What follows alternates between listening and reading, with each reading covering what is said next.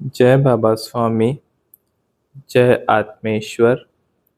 हिमालय का समर्पण योग भाग 4 का आज 17वां दिन है और हम हैं पृष्ठ क्रमांक 181 पर। गुरुदेव कहते हैं, जल तत्व के दर्शन से भी हमें शांति मिलती है। अगर हम 20 मिनट उसके साथ रहें तो हमारे भीतर का जल तत्व भी उस बाहर के जल तत्व के साथ शामिल हो जाता है और अगर हम 1 घंटा रहे तो जल तत्व का संपूर्ण असर हमारे शरीर और चित्त पर होना प्रारंभ हो जाता है। अगर हम किसी बड़े झरने के करीब जाते हैं तो वह जहाँ से गिरता है उसकी ऊंचाई और वह जहाँ गिरता है वह स्थान दोनों मिलकर एक आवाज़ का निर्माण करते हैं और उस आवाज़ से आसपास का सारा वातावरण उत्साह और प्रसन्नता से भर जाता है। उसके पास जाने से ही निर्विचारता की स्थिति प्राप्त हो जाती है। बड़े झरने का प्रभाव स्वादिष्टान चक्र पर अधिक होता है। यह शरीर और चित्त के शुद्धिकरण के लिए अच्छा होता है, पर बड़ी ध्यान साधना के लिए जो शांति चाहिए वह बड़े झरने के पास नहीं होती है। बड़ा झरना अधिकतर अशांत, अस्थिर, वैचारिक प्रदूषण से ग्रस्त लोगों को आकर्षित करता है।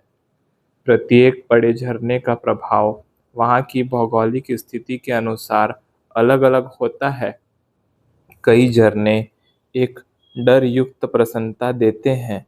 चूंकि उनका स्वरूप बड़ा विकराल होता है, इसीलिए भय भी लगता है और जल तत्व की इतनी बड़ी सामूहिकता होती है, इसीलिए प्रसन्नता भी लगती है। इस प्रकार से दोनों प्रभाव भी बड़े झरनों के पास अनुभव किए जा सकते हैं। छोटे छोटे झरनों के पास तपस्वी बैठे हुए देखे हैं, क्योंकि वे झरने शांत रहते हैं। इसीलिए ऐसे छोटे झरनों के पास शांत वातावरण रहता है। वे एक धीमी गति से बहते रहते हैं और वे अधिक ऊंचाई से भी नहीं गिरते, इसलिए उनके आसपास आवाज भी नहीं होती है। झरने के गिरने में और बहने में भी एक लय होती है, एक प्रकार का नाद का निर्माण होता है। उसी नाद पर एकाग्रता कर ध्यान किया जाता है। इसलिए कुछ तपस्वी ऐसे छोटे छोटे झरनों के पास बैठे पाए गए हैं। ऐसे छोटे झरनों के सानिध्य में नाद तो प्राप्त होता ही है, पानी की बड़ी सामूहिकता भी मिलती है और शोर भी नहीं होता है। लेकिन बड़े झरनों की एक विशेषता है, असंतुलित मनुष्य को वे अधिक असंतुलित भी कर देते हैं। सबसे बड़ी सामूहिक शक्ति लिए होता है समुद्र। सभी नदियां वहां जाकर अपना स्वयं का नदी का अस्तित्व खो देती है और स्वयं भी समुद्र कहलाती है। समुद्र का पानी नमकीन होता है, इसलिए इसमें स्नान करके शरीर के दोष मिटाए जा सकते हैं।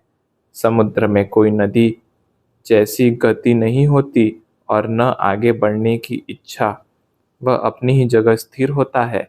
इसलिए तपस्वी ध्यान के लिए समुद्र के किनारे बैठना पसंद नहीं करते हैं। हाँ, समुद्र में काफी गहराई होती है और इसीलिए समुद्र का पानी चंद्रमा के प्रकाश से प्रभावित होता है और पूर्णिमा और अमावस्या के दिन उसमें हलचल होती रहती है। उसकी इस हलचल को ही ज्वार भाटा कहते हैं। समुद्र में गहराई के साथ विशालता भी है। समुद्र इतना विशाल होता है कि कई देश इसके किनारे पर बसे होते हैं। कई देशों में आवागमन का साधन समुद्री मार्ग होता है। कई देशों का व्यापार इन समुद्री मार्गों से होता है। समुद्र की स्थिति कुछ कुछ घंटों में बदलती रहती है। इसमें स्थिरता नहीं है। विश्व में समुद्र के रूप में काफी भूभाग में केवल पानी है। जल तत्व का अंतिम ठिकाना समुद्र ही होता है, क्योंकि समुद्रों का पानी सूर्य की गर्मी से भाप बनकर आकाश में चला जाता है और बाद में वर्षा के रूप में फिर इस धरती पर बरसता है और प्रकृति का यह चक्र चलता ही रहता है। इस प्रक्रिया में प्रकृति एक चमत्कार भी करती है। जब समुद्र का पानी भाप बनकर आकाश में जाता है और बरसात की बूंदों के रूप में धरती पर बरसता है, तो वह मीठा हो जाता है। यानी प्रकृति को समुद्र भले ही अपने स्वभाव के अनुसार खारा पानी दे, पर प्रकृति भी अपने स्वभाव के अनुसार समुद्र को पानी शुद्ध कर, पवित्र कर, मीठा बनाकर ही वापस देती है। इस प्रकृति में ही शिव तत्व छुपा है, गुरु तत्व छुपा है। जिसे आप खारा पानी दो तो वह उस जहर को स्वयं पीता है और अमृत रूपी मीठा पानी ही आपको वापस करता है। प्रकृति का यह चमत्कार उसके स्वभाव के कारण ही होता है। वह खारा पानी मीठे पानी में रूपांतरित होकर ही धरती पर बरसता है।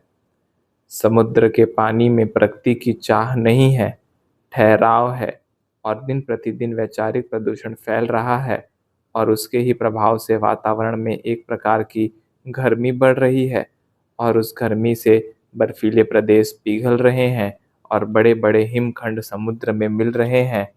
समुद्र के पानी का स्तर बढ़ रहा है और भविष्य में धरती का समुद्री किनारों के निकट का निचला हिस्सा समुद्र में डूबने ही वाला है। क्योंकि समुद्र का जल स्तर केवल थोड़ा भी बढ़ा तो भी कई शहर, कई देश उसमें डूब जाएंगे।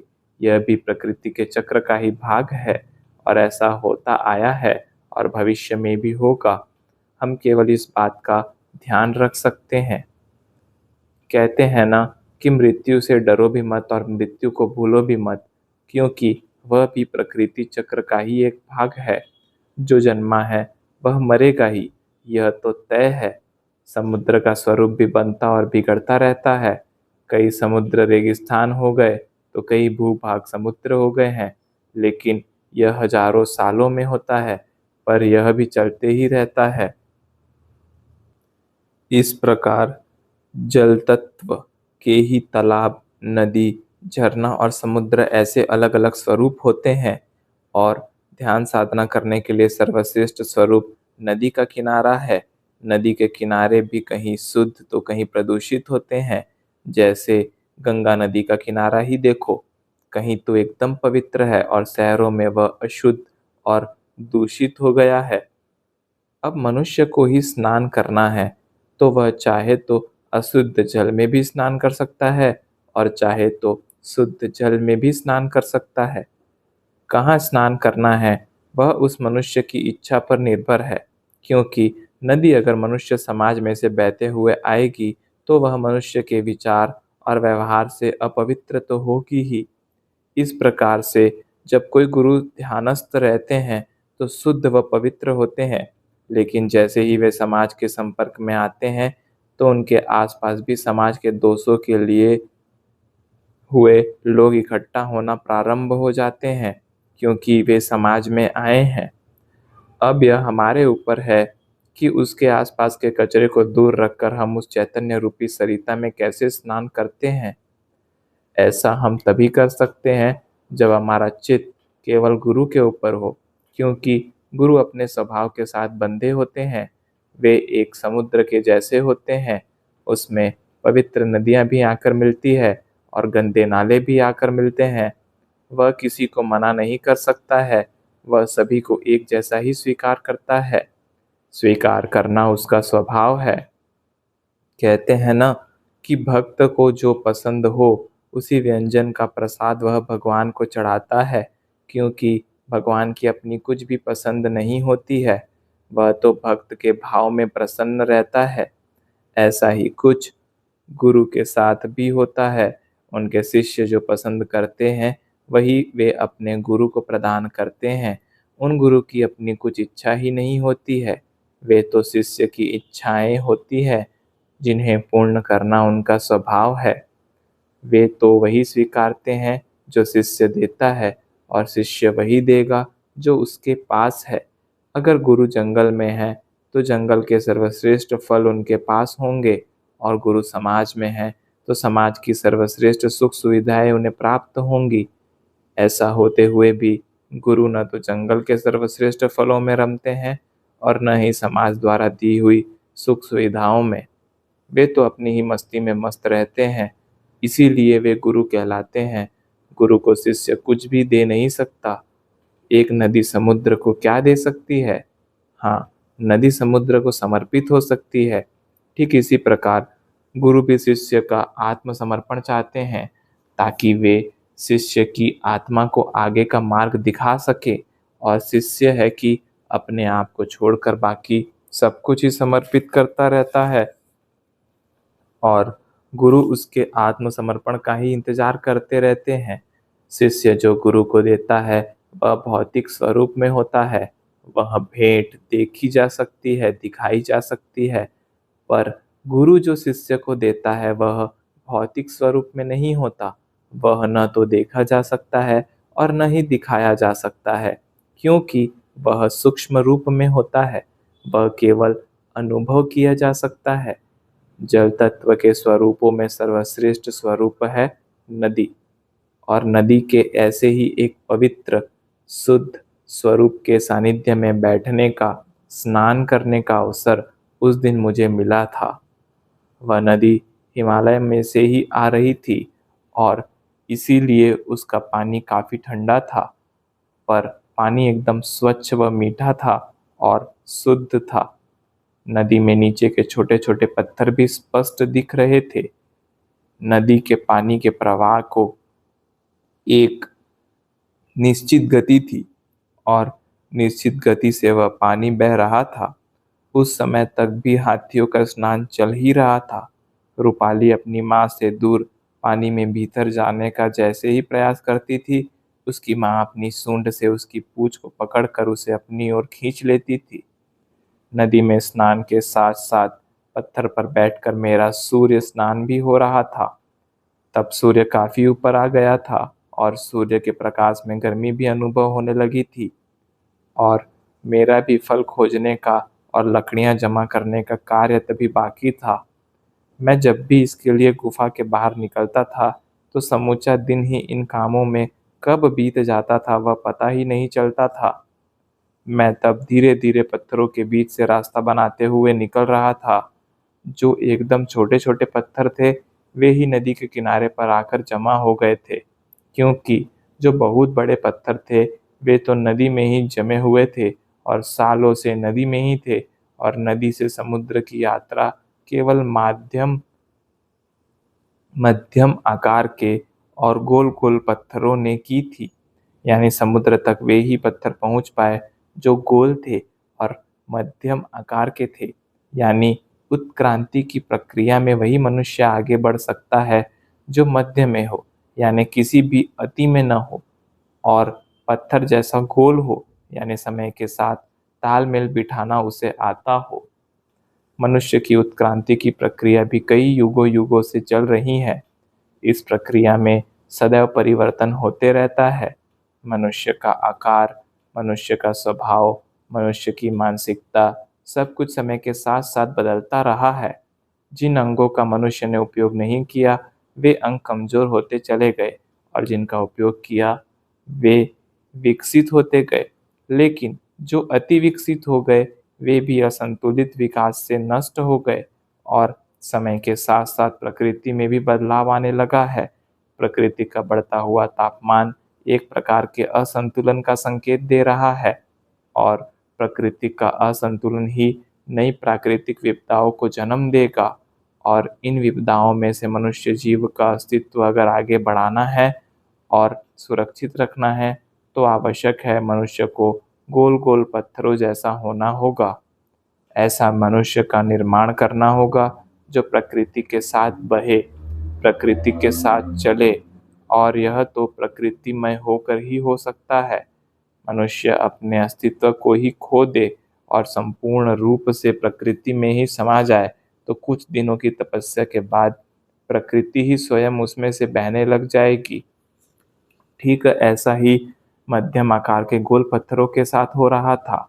नदी स्वयं ही उन पत्थरों को अपने बहाव में शामिल कर साथ लेकर बह रही थी, और ऐसा केवल इसीलिए हुआ कि वे पत्थर संतुलित थे।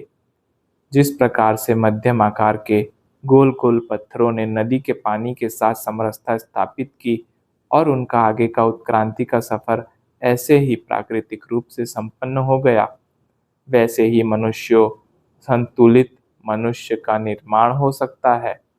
और संतुलित मनुष्य का निर्माण तो संतुलित मनुष्य के बीच से ही संभव है।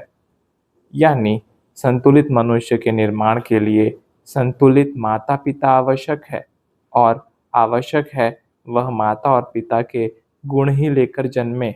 यानी उसके जन्म के समय माता पिता की अच्छी स्थिति होगी तो ही वह माता पिता के गुण लेकर जन्मेगा, अन्यथा माता पिता के संयुक्त दोषों के साथ भी जन्म हो सकता है।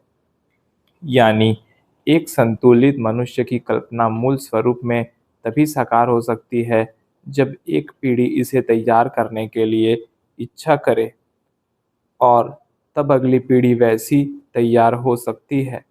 यह भी 25 या 30 साल की तपस्या ही है, और उस संतुलित पीढ़ी का निर्माण करना गुरुदेव के गुरु कार्य का लक्ष्य है। तो वह लक्ष्य तो इस जंगल में कभी पूर्ण हो ही नहीं सकता है। इसीलिए गुरुदेव समाज में जाने की बात करते हैं, क्योंकि इस खोज की प्रयोगशाला तो समाज है। समाज में गए बिना यह संभव ही नहीं है। विश्व में जो दिन प्रतिदिन प्राकृतिक असंतुलन बढ़ रहा है और उससे प्राकृतिक विपदाओं का नया संकट निर्मित हो रहा है, उसमें से मनुष्यों को सुरक्षित रखना तो तभी संभव है जब मनुष्य प्रकृतिमय हो जाए, वह और प्रकृति अलग न हो।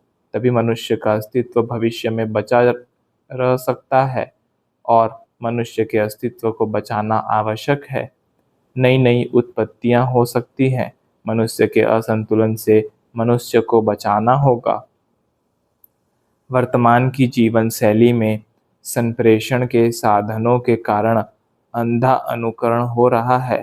पहले की पोशाक, खान पान, जीवन शैली जो भी होती थी, वह वहाँ की भौगोलिक स्थिति, जलवायु और तापमान सभी को ध्यान में रखकर बनाई जाती थी।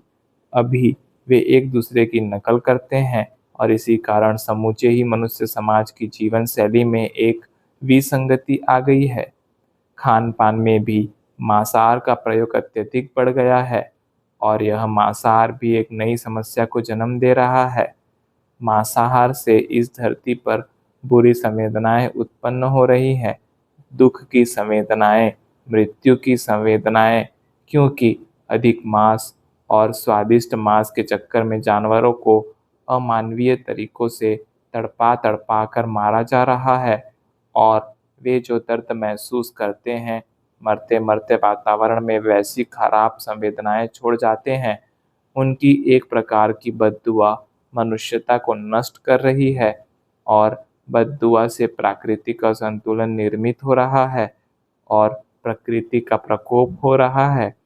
जहाँ पर मांसाहार का चलन अधिक है, वहाँ प्राकृतिक प्रकोप भी अधिक ही होंगे। किसी अन्य जीव को खाने का अधिकार ही मनुष्य को नहीं है, और जब प्राकृतिक नियम को वह तोड़ता है, वह प्राकृतिक विपदा का शिकार होता ही है।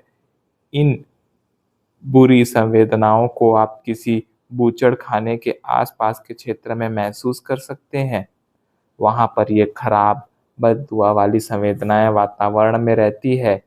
वे आसपास के मनुष्यों के ऊपर भी खराब प्रभाव डालती है। इस प्राकृतिक असंतुलन वाले जगत में एक संतुलित मनुष्य का निर्माण करना कितना कठिन है, लेकिन यह भी सच है, मनुष्यता बची ही रही तो ही मनुष्य भी बचे रहेंगे। वर्तमान जगत में मनुष्य का क्रियात्मक पक्ष अधिक विकसित हो रहा है, और इसी कारण बुद्धि अधिक विकसित हो रही है, और सारा विकास एक तरफा हो रहा है, क्योंकि केवल बुद्धि का एक तरफा विकास कुछ समय बाद अहंकार को जन्म देता है, और अहंकार हमारी वर्तमान परिस्थिति को स्वीकारने की क्षमता कम कर देता है। अहंकारी मनुष्य जब कभी जीवन में टूटता है तो बड़ी आत्मग्लानि में चला जाता है, और या तो जीवन भर उसमें से निकलता ही नहीं है, या तो आत्मघात कर अपने आप को ही नष्ट कर लेता है। किसी भी दिशा में अति विकास कदापि अच्छा नहीं होता। सदैव संतुलित विकास आवश्यक है। जब हमारा विकास संतुलित होगा तभी वह प्राकृतिक होगा, और प्राकृतिक विकास सदा संतुलित विकास ही होता है। आप किसी भी वृक्ष का सालों सतत निरीक्षण करो तो आप देखोगे वृक्ष प्रथम कई वर्षों तक प्रकृति के साथ समरसता स्थापित करता है। लगाया गया पौधा थोड़े दिनों तक एक निश्चित ऊंचाई तक बढ़ता है, बाद में उसका ऊपर बढ़ने का विकास रुक जाता है।